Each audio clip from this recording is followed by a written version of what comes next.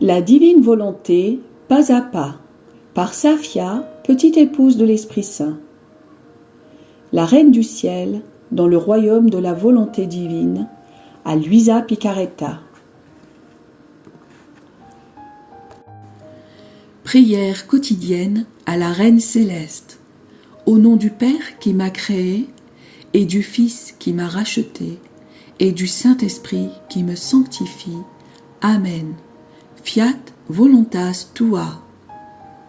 Reine immaculée, ô céleste maman, en ce mois qui t'est consacré, je me place sur tes genoux maternels, m'abandonnant entre tes bras, comme ton enfant chéri, et te demandant avec véhémence la plus grande de toutes les grâces, celle que tu m'admettes à vivre dans le royaume de la divine volonté. Sainte Maman, toi qui es la reine de ce royaume, permets que j'y vive en tant que ton enfant. Que ce royaume soit rempli de tes enfants. Je me confie à toi afin que tu y guides mes pas et que, soutenu par ta main maternelle, tout mon être vive constamment dans la divine volonté. Tu seras ma maman. À toi, ma maman, je confie ma volonté pour que tu l'échanges contre celle de Dieu et qu'ainsi je sois assurée de ne jamais quitter cette divine volonté. Je te supplie de m'éclairer afin que je comprenne bien ce qu'est la divine volonté. Amen. Je te salue, Marie très pure, conçue sans péché. Le Seigneur est avec toi. Tu es bénie entre toutes les femmes, et Jésus, le fruit de tes entrailles, est béni.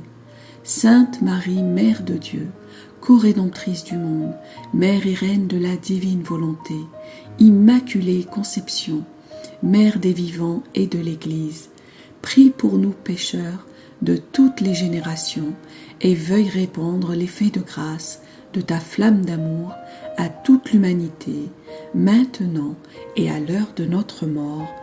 Amen. 33e jour. Première heure de souffrance. L'enfant Jésus, soumis à l'incision cruelle de la circoncision. L'âme à sa reine immaculée. Sainte Maman, ton amour me pousse fortement à me tenir près de toi. Tu veux me faire participer à tes joies et à tes peines en les déposant dans mon cœur comme gage de ton amour et de celui du petit enfant Jésus, pour mieux m'amener à vous imiter.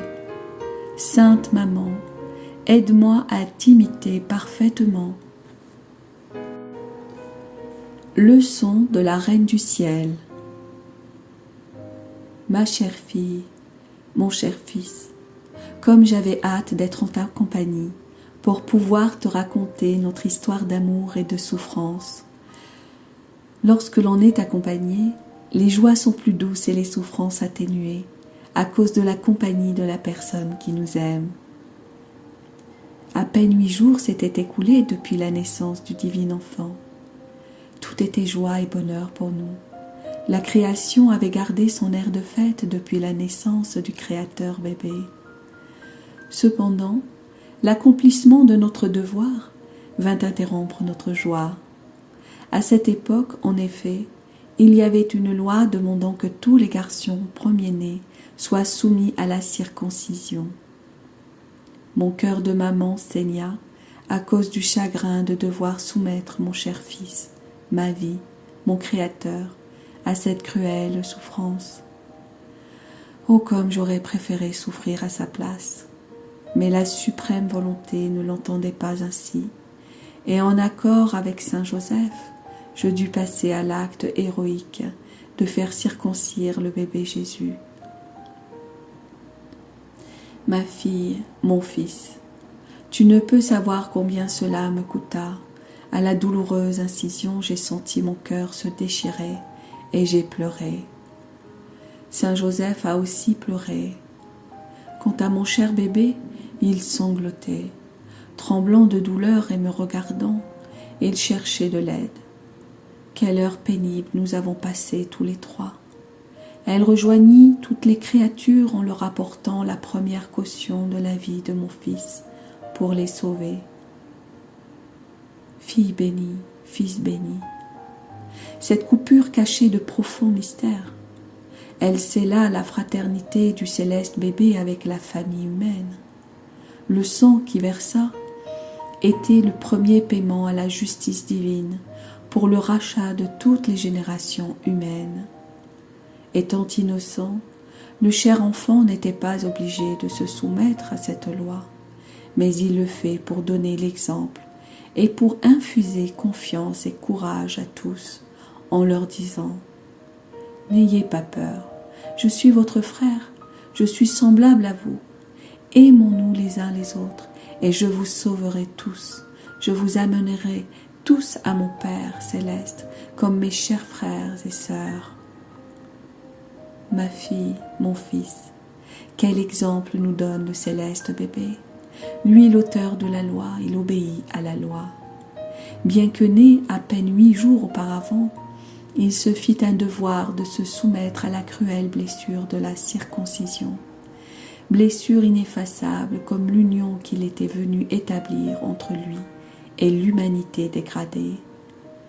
Ce geste rappelle que la sainteté consiste à faire son devoir, à observer les lois et à accomplir la volonté divine.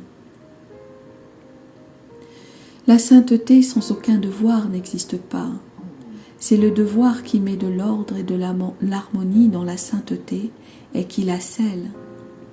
Ma fille, mon fils, tu dois savoir qu'en se retirant de la divine volonté, après sa brève vie dans l'innocence, Adam fut blessé profondément dans sa volonté humaine, beaucoup plus que s'il avait été blessé par un coup de couteau mortel. À travers cette blessure, le péché et les passions pénétrèrent en lui. Il perdit la lumière merveilleuse de la divine volonté et se dégrada à en faire pitié. Après les joies de sa naissance, mon cher fils voulut subir la blessure de la circoncision pour qu'elle puisse guérir la blessure qu'Adam s'infligea et infligea à toute l'humanité en faisant sa propre volonté. Avec son sang, mon cher fils prépara le bain qui lavera tous les péchés de l'homme pour le fortifier et l'embellir, de façon à le rendre de nouveau digne de recevoir la divine volonté, laquelle, au début, formait sa sainteté et son bonheur. Ma fille, mon fils, tous les actes et toutes les souffrances que Jésus vécut sur la terre n'avaient d'autre objectif que de ramener la divine volonté dans les créatures. Ma chère fille, mon cher fils, en toutes circonstances, même douloureuses et humiliantes, aie à cœur de toujours accomplir la volonté de Dieu. Ces circonstances constituent la matière première dans laquelle la divine volonté se cache pour agir dans la créature. De ces souffrances naissent les joies les plus belles qui tarissent nos larmes. Quand mon fils fut circoncis, nous lui avons donné le nom très saint de Jésus, tel que demandé par l'ange. En prononçant ce nom très saint, notre joie et notre bonheur furent tels qu'ils adoucirent grandement nos souffrances. Par ce nom, quiconque le veut trouve un baume pour ses souffrances, une défense dans les dangers, la victoire dans les tentations et un remède contre tous les maux. Le nom très saint de Jésus fait trembler l'enfer. Les anges vénèrent ce nom. Il a une résonance très douce à l'oreille du Père céleste. Devant ce nom, tous s'inclinent et adorent. Nom tout-puissant, nom très saint, nom très grand, quiconque l'invoque avec foi découvre des merveilles, les secrets de sa puissance. Ma fille, je te recommande de toujours prononcer le nom de Jésus. Quand tu verras que ta volonté humaine, faible et vacillante, hésite à faire la divine volonté, le nom de Jésus t'y ramènera. Quand tu te sens oppressé, appelle Jésus. Quand tu travailles, appelle Jésus. Quand tu dors, appelle Jésus. Quand tu te réveilles, que ton premier mot soit Jésus.